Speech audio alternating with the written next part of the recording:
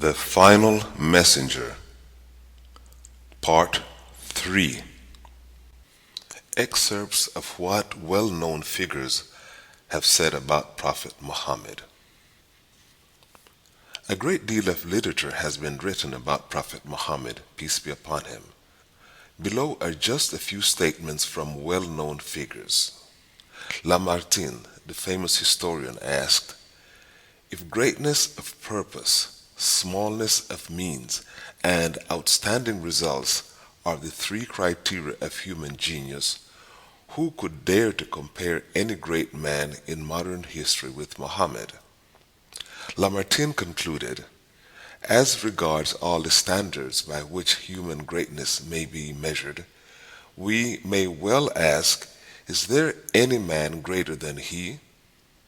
Histoire de la Turquie, Paris, 1854, Volume 2, pages 276-277.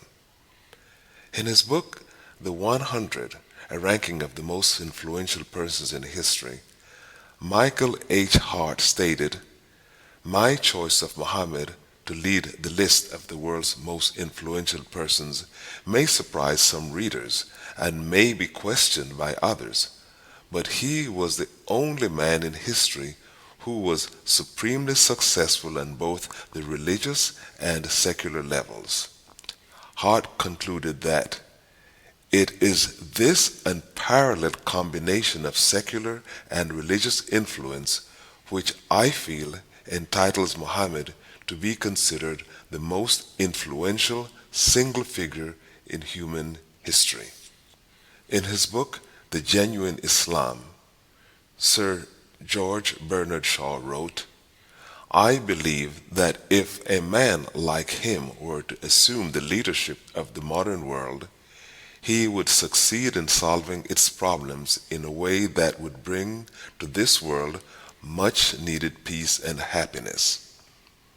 Shaw added, "He was by far the most remarkable man that ever set foot on this earth. He preached a religion, founded a state, built a nation, laid down a moral code, initiated numerous social and political reforms, established a powerful and dynamic society to practice and represent his teachings, and completely revolutionized the worlds of human thought and behavior for all times to come." Mahatma Gandhi explained, "I became more than convinced that it was not the sword that won a place for Islam in those days in the scheme of life. It was the rigid simplicity, the utter self-effacement of the Prophet, the scrupulous regard for his pledges, his intense devotion to his friends and followers, his intrepidity, his fearlessness, his absolute trust in God and in his own mission." Young Indian newspaper. Wolfgang Goethe, the famous European poet, believed that he is a prophet and not a poet, and therefore his Quran is to be seen as a divine law and not as a book of human being, made for education or entertainment. The Encyclopedia Britannica, Volume 12, cited, "A mass of detail in the early sources show that he was an honest and upright man who had gained the respect and loyalty of others who were likewise honest and upright men. Muhammad is the most successful of all prophets and religious personalities."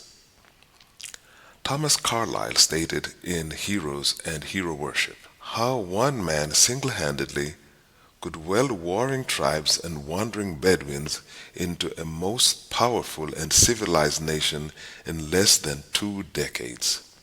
The lies, Western slander, which well-meaning zeal has heaped round this man, Muhammad, are disgraceful to ourselves only.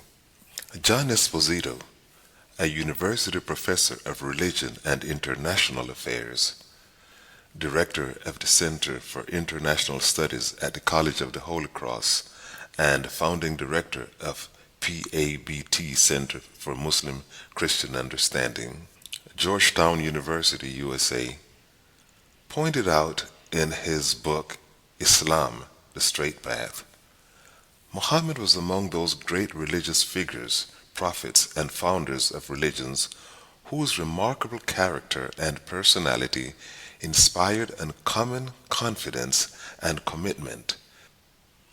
His phenomenal success in attracting followers and creating a community state that dominated Arabia could be attributed not only to the fact that he was a shrewd military strategist, but also to the fact that he was an unusual man. Muhammad's followers found him righteous, trustworthy, pious, honest, and compassionate. He clarified that Muhammad was not the founder of Islam. He did not start a new religion. Professor Esposito stressed this fact. Islam brought a reformation. It was the call once again to total submission, Islam, to Allah and the implementation of His will as revealed in its complete form one final time to Muhammad, the last or seed of the prophets. Thus, for Muhammad, Islam was not a new faith, but the restoration of the true faith.